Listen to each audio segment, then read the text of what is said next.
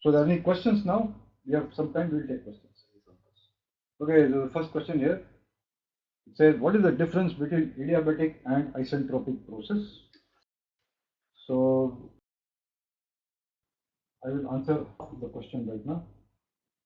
The question is, adiabatic process, what is isentropic process?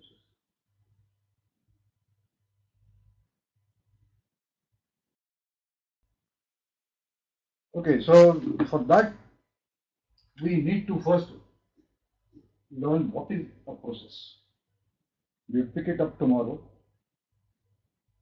To learn about isentropic process, we need to understand what is the property called entropy. This will come in the second module when we look at the second law of thermodynamics. Adiabatic, we can talk about right now. It is basically that if a system undergoes a change, which is a process, and heat or heat transfer from system to surroundings is zero. So that means during that process, the system does not exchange heat with the surroundings or vice versa. That is an adiabatic process. You can think of that system as being enclosed in an ideal insulation, if you want to put it that way. But we'll come back to it, say tomorrow or maybe day after. Tomorrow we will look at what are processes, and then we will look at all the other sub-classification of processes. So just wait on it. I will come back to this. Okay, there's another question here. Thermodynamic work only possible from system to surroundings or surrounding to system or both? Okay, so there's a question here. Is thermodynamic work, and we'll call it work, is it possible only when system does work on surroundings or surroundings do work on system? Both are okay. Work can be done by the system on the surroundings or by the surroundings on the system. Both classified as work. Okay, one more thing we can add here since this question has come up. If system does work on the surroundings, that means there is work out of the system boundary. We give it a positive W. If the system is worked upon by the surroundings, that means say in the cylinder piston arrangement, the piston was compressing it, that we will call it as minus W. And in the same way, we'll also say that heat is transferred from surroundings to system. This is plus Q from system to surroundings minus Q. Okay, so work and heat can flow either way. There is no restriction on it. Symbols are this, and the sign convention is as I have just explained here. Okay. Next question. Please explain thermodynamic equilibrium. Okay.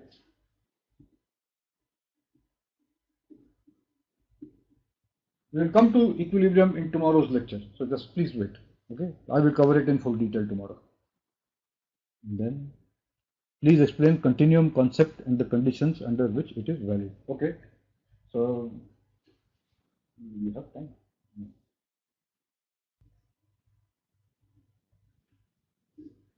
Okay, I'll very quickly do this, and tomorrow's lecture will continue from here.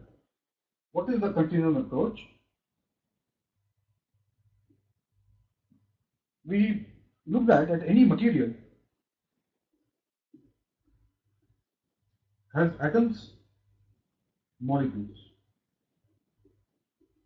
It could be a solid, could be a liquid, or a gas, or we may even call it a vapor, or it could be a mixture. If we go and look at every atom and every molecule and ask what it is doing and why it is doing it, it takes us into that branch of thermodynamics which is called statistical thermodynamics. Statistical because there are too many molecules, too many atoms. We cannot worry about each and every one of them. So we take all those things together, go back to uh, using statistical techniques and come out with some description of what that system is. So that is why it gets statistical thermodynamics. In this course, we don't do that. It is a very interesting and exciting subject by itself. We'll not be going into this.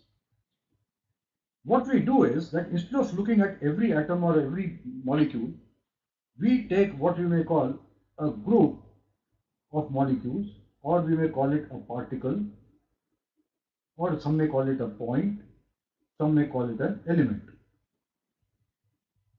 And its simplest depiction is that we say that in the material, whichever it may be over here, we will take a small volume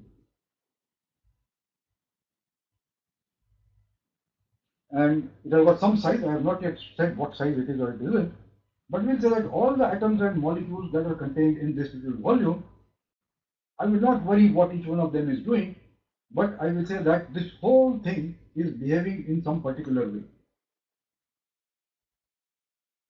Okay, so this gets us to the approach which is called classical thermodynamics. And that's what we will be doing in this course.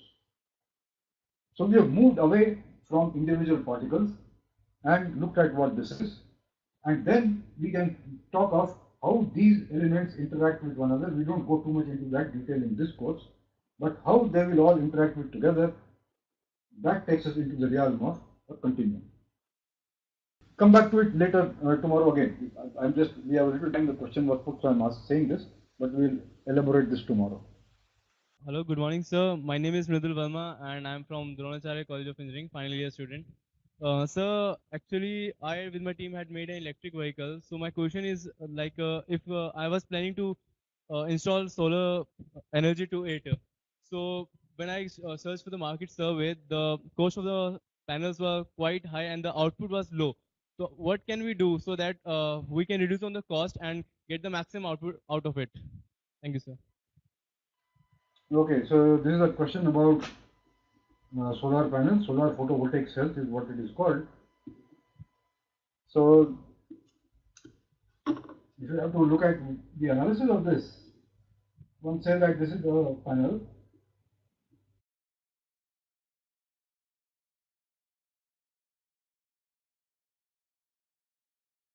And quickly we see that there is no mass flow, there is no mass outflow. Generate electricity in SPV depend on the band gap energy of that particular substance, which means that it's only in a particular wavelength that this material will absorb that energy from the solar spectrum. So what you are seeing here is that if this is the solar spectrum, it has got everything from 0.1 to 100 micrometers in wavelength. But the material can absorb energy only in a very small band, maybe 1 micron somewhere here or there. So a huge amount of the energy which is coming from the sun doesn't get converted into electricity, and efficiencies of these panels were very, very low, 4%, 3%, 2% a few years back, and that's nothing much happened to increase their efficiency until the price of oil went to $150 a barrel and climate change became an issue and people said, well, let's now try to move away from oil. Let's do something to improve the efficiency of the solar cells. And gradually these numbers started going up. 10% is what we see these days. And in the laboratory, there are all types of researchers, physicists and chemists and engineers, all trying to develop materials, hoping to get this. And in very few cases, they have reached something of the order of 20, 30% somewhere over there. But that still remains very low output of these panels. There is nothing we can do immediately. We are restricted to buying what is there in the market. So when these high efficiency panels come up in the market, that's the only thing that will help us. But otherwise, this is a limitation of solar photovoltaic cells. There is nothing we can do straight away on this. Yeah. Hello. Good, good afternoon. The question that I have, it's a two-part question. The first question is, when can we expect automobiles to run wholly on electricity? And the second one is, how will that change the consumption of coal and oil currently in the market? Okay. Okay. So there's about two questions in there. One is about electric vehicles, and the second is what is the overall balance of the CO2, we can call it the carbon footprint of electric vehicles. Okay, the main challenge in electric vehicles has been the ability to storage electricity, to store charge.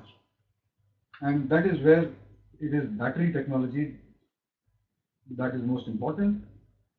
And nothing will change unless new batteries come, batteries which can store more energy, and more importantly, which can charge and discharge. Discharge can always be fast, but fast charging is a major issue.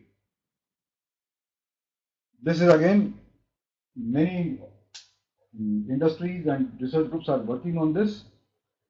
In India, we have very, very little work going on this. This is not mechanical engineering, this is not electrical engineering, this is not chemical engineering. Battery is everything all in one go with a lot of material science in it. So we are very, very small in the global battery technology as far as it goes. Most of the batteries we get are all imported. How the vehicle technology will come, a lot of things have been done. You have some vehicles in the market where there's a big battery bank, and then from there you power set. But remember that if there's a vehicle, there's a car, or there could even be a bus which has got a battery in there, you are going to charge it at some point of time. So when charging it, we are plugging it into a grid. And so the power supply in this grid came from many power stations, of which 80% is from coal. So what are we doing? We generate electricity with a certain efficiency at the power station. Then there is a transmission system in which you lose 10-20% of the electricity, and then we charge it with a certain efficiency. And then using that energy, we go a certain distance.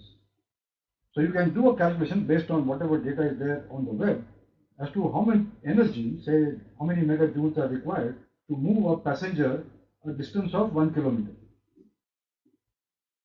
Take the average occupancy of the car as say 1.5. You stand on the road and count how many people are there in the car. You can seat 4 or 5 people, but the average of all cars taken together is about 1.5. It's very, very low. And so you do that calculation and then work backward that so much of electricity was consumed here. To get that much electricity, how much electricity did the power plant generate? And to get that much electricity, how much coal did it burn? And then you calculate megajoules of coal equivalent or oil equivalent per passenger kilometer. And you'll quickly see that this is much more energy intensive than any of the technologies. But I want to convey to all of you that don't be too obsessed with the car. The car is only going to cause more and more problems. If anybody talks about air pollution in the cities, and I bet there is no city here which doesn't have a problem, it's because we don't have a good public transport system.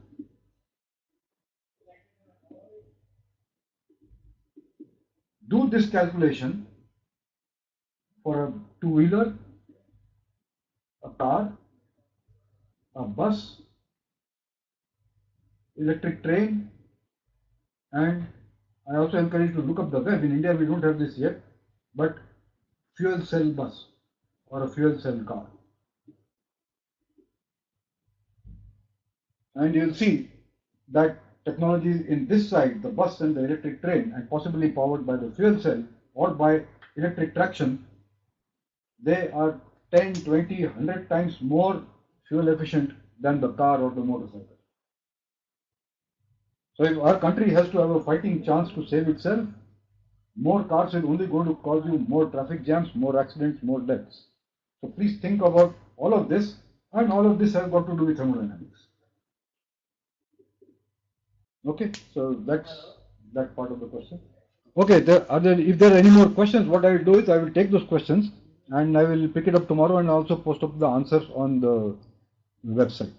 Okay, thank you. So tomorrow we meet at 10 o'clock.